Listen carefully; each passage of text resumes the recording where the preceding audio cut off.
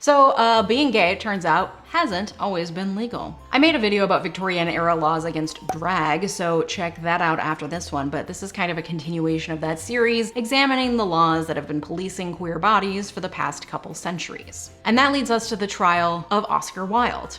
I was recently in Dublin, humble brag, and I learned about this trial and I was like, I gotta get to the bottom of this because it's very on brand for this channel. But what I learned wasn't exactly as straightforward as Oscar Wilde was gay, so they put him on trial. It was actually a mess. So let's break it down. Oscar Wilde. He was born October 16th, 1854 in Dublin. He was an author, poet, and playwright during the Victorian era. Some of his most famous works include The Picture of Dorian Gray and The Importance of Being Earnest, which also happened to be a favorite Colin Firth movie of mine in the early 2000s. Wilde grew up in Dublin, went to Trinity College in Dublin. Here's a picture I took myself because I went to Ireland.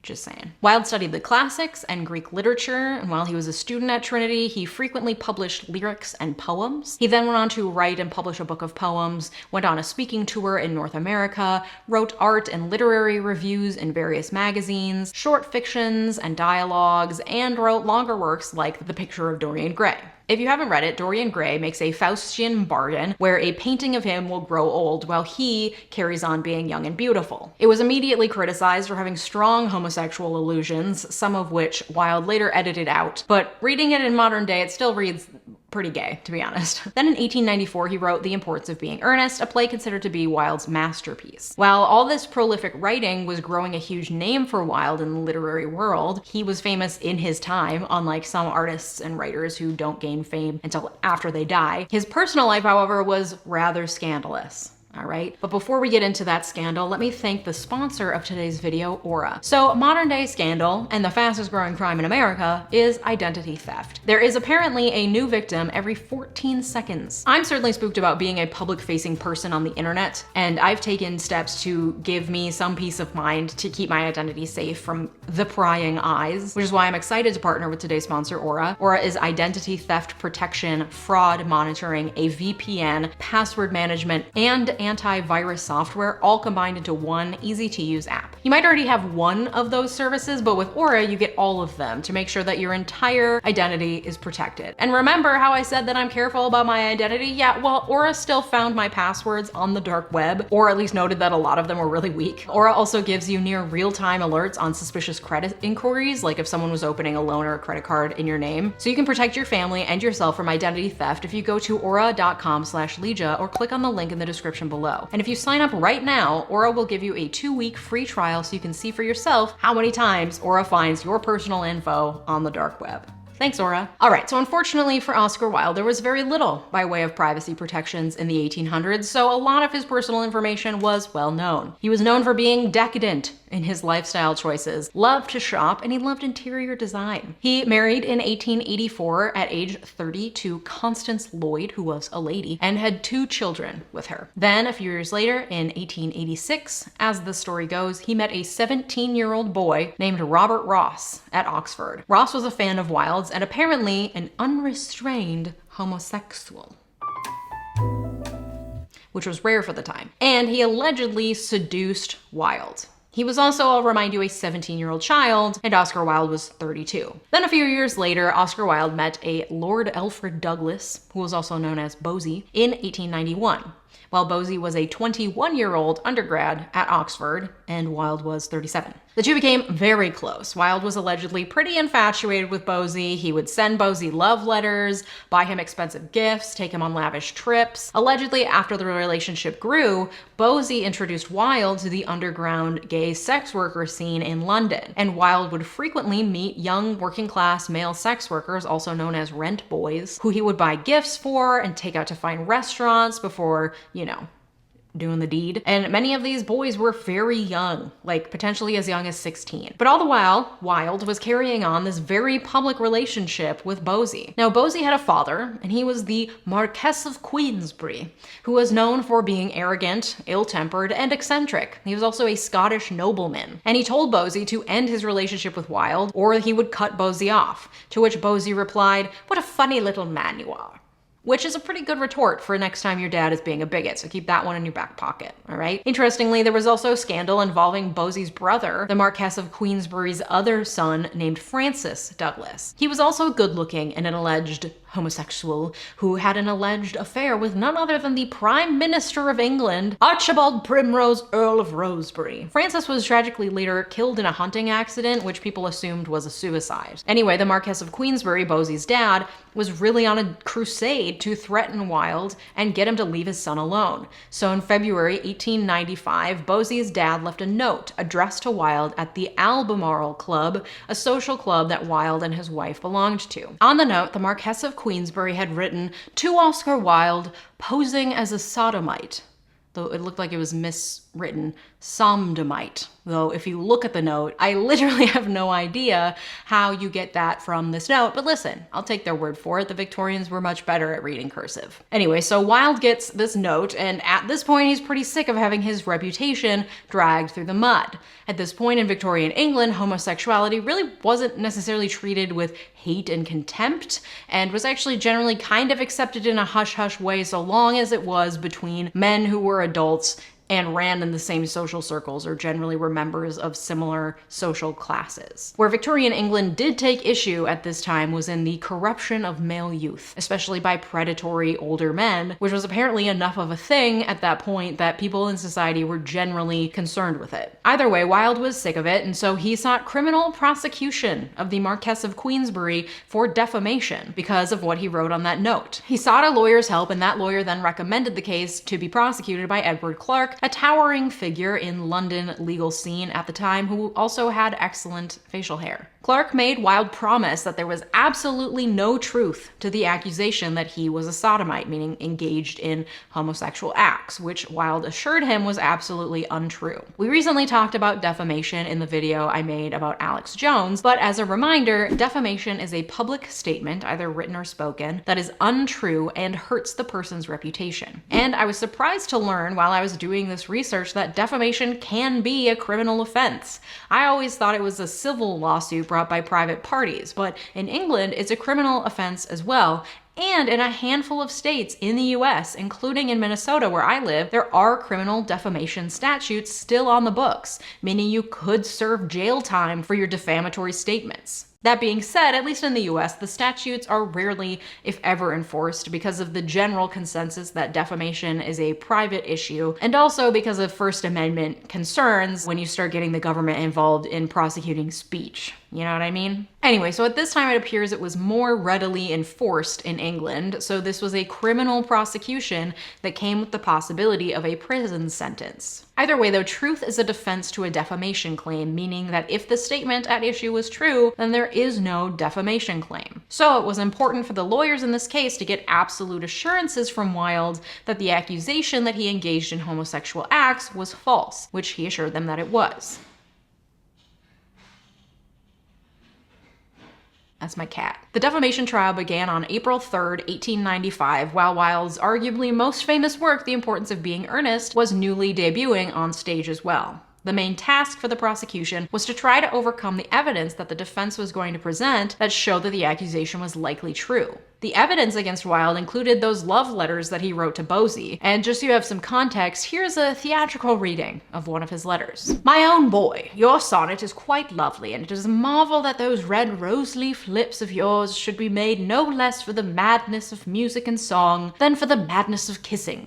Your slim, gilt soul walks between passion and poetry. I know Hyacinthus, whom Apollo loved so madly, was you in Greek days. Why are you alone in London? And when do you go to Salisbury? Do go there to cool your hands in the grey twilight of Gothic things, and come here whenever you like. It is a lovely place and lacks only you. But go to Salisbury first. Always with undying love, yours, Oscar." I know Oscar was born in Dublin, okay? I can't do an Irish accent. When this evidence was presented to show that Wilde engaged in homosexual acts, the prosecution argued that the letters may appear extravagant to those in the habit of writing commercial correspondence, but the jury must remember that Wilde is a poet, so the letter should be read as the expression of true poetic feeling, and with no relation whatever to the hateful and repulsive suggestions of the defense. That's right, they're just friends, okay?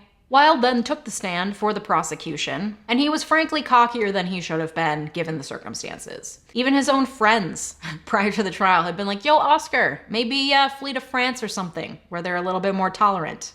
Okay, I don't know if you can win this. But he apparently didn't listen to them. Anyway, he started his testimony by lying about his age, so off to a great start. And then he described the harassment that he had received from the Marquess of Queensberry and testified that there was no truth to the accusations. On cross-exam of Wilde, the defense asked Wilde about his earlier works like Dorian Gray, which hinted at homoeroticism, and they called it immoral, which Wilde responded, there is no such thing as an immoral work. Books are well written or badly written. When the defense called Dorian Gray perverted, Wilde said, I don't know what you mean by a perverted novel, and that anyone who thought Dorian Gray was perverted is a brute and an illiterate and incalculably stupid, which is an excellent insult. The defense then moved on to the letters that Wilde wrote to 𝗏𝗧𝗏, the love letters, and the defense asked, was it an ordinary letter? Which Wilde responded, certainly not, it was a beautiful letter. The most damning part of cross-exam, however, came when the defense began showing Wilde various gifts and showing the jury that these had all been purchased for numerous young men, many of whom were newspaper boys, valets,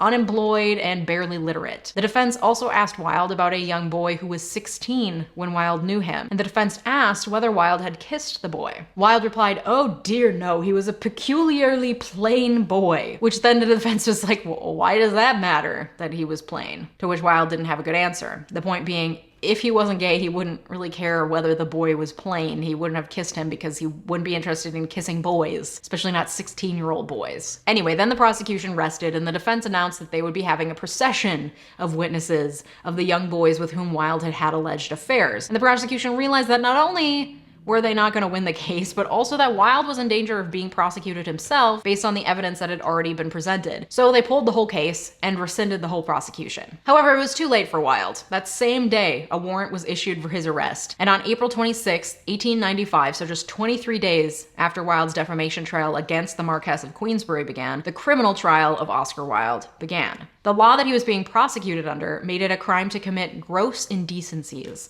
which was interpreted to criminalize any form of sexual activity between members of the same sex. However, like I said, it was mainly only enforced to protect young boys from predatory adults, which was seen as a progressive move at the time because prior to the law's passage in 1885, sexual assault on boys over 13 that just fell short of rape wasn't a crime at all. So again, Wilde wasn't being prosecuted for his relationship with 𝗏𝗧𝗏𝗏, a well-off young adult man who ran in similar social circles to Wilde. It was because of the mountain of evidence of his relationships with lower class, often very young boys that led to this prosecution. At this trial, Wilde had lost all of the cockiness that he showed at the first trial. When asked to defend his close relationships, especially with 𝗏𝗏𝗏𝗏, Wilde, who you'll remember studied ancient Greece, Latin, the classics, pointed to the traditions of Greek philosophers like Plato and even pointed to Michelangelo and Shakespeare, saying that relationships between young boys and older men are, and I quote,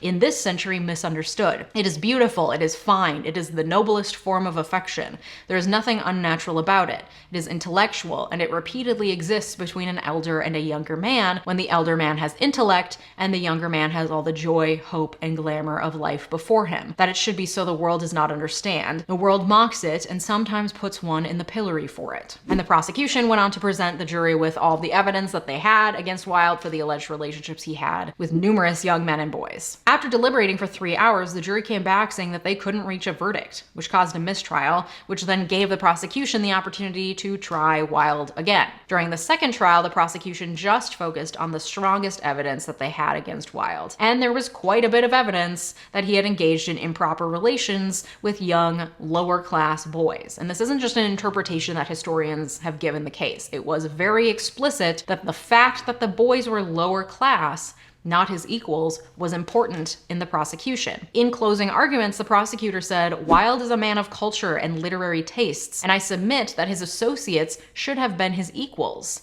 not with these illiterate boys that you have heard in the witness box. If you've seen my video about the trial of Socrates, you'll know that it's true that relationships between elder men and younger boys were common in ancient Greece, though in a similar way, Socrates was later prosecuted and put to death in part for his corruption of the youth of Athens. So like it was accepted to a certain extent socially, but once it became political or the class differences were brought into it, then it was a whole other thing. And today, of course, we would see both Socrates and Wilde as predators, not for being gay, but for engaging in sexual acts with minors. Interestingly, it was postulated that Wilde was so aggressively prosecuted, in part because the Marquess of Queensberry, Bossie's father, he threatened the Prime Minister with outing him in the relationship that he had had with the Marquess's other son, Francis, if he didn't go after Wilde. At the second trial, after deliberating for 3 hours, the jury came back with a guilty verdict on nearly all counts against Wilde, and he was sentenced to 2 years in prison and hard labor. After his release in 1897, Wilde was largely bankrupt and in ill health due to the conditions in the prison. He moved to France to live in exile. His wife refused to see him or let him see their sons, but sent him a weekly allowance of £3. He did publish a few more works that saw some success, but soon lost interest in writing and spent the little money he had on alcohol. Wilde died in Paris of meningitis on November 30th, 1900, at the age of 46. The Wilde trials at the end of the 1800s caused public attitudes towards homosexuals to shift away from general tolerance and to harsher and less tolerant. Due in part to these trials, homosexuals were seen as more of a threat and as predators. The trials also caused the public to begin to associate art and effeminacy as signals for homosexuality. Of course, this can't all be attributed to a single set of trials, but the trial was an impetus and an example of shifting attitudes in this era. In 2017, Wilde was officially pardoned along with thousands of other people who were convicted for homosexual acts during that time period. Wilde has been commemorated around the world, especially in his home city of Dublin, where there are numerous monuments and buildings in his honor, and he is seen today as one of the greatest writers to come out of Ireland and maybe all of Great Britain. And yet, at least based on what I found, this trial was really not so much about him being gay as it was about him being a predator of young boys. And his actions and subsequent trial had a larger impact on the reputation of men who had sex with gay men being seen as predators, honestly, to this day in some more conservative social circles, and certainly in the mainstream until as recently as the early 2000s,